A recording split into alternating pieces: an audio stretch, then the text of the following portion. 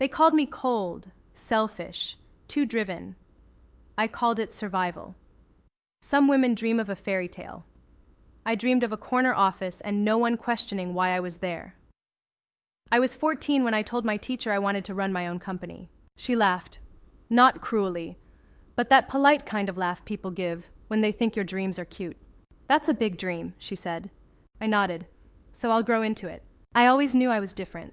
While other girls were writing names of boys in their notebooks, I was drawing logos, making lists of startup ideas. I didn't want the wedding dress. I wanted the boardroom. But let me tell you what happens when a woman wants more than she's supposed to.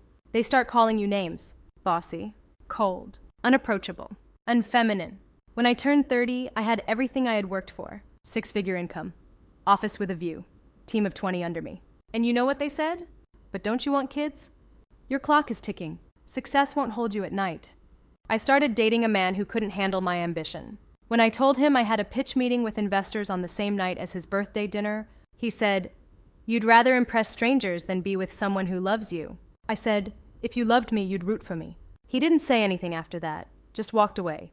I cried that night. Not because he left, but because for one moment I almost considered skipping that meeting for him. That terrified me.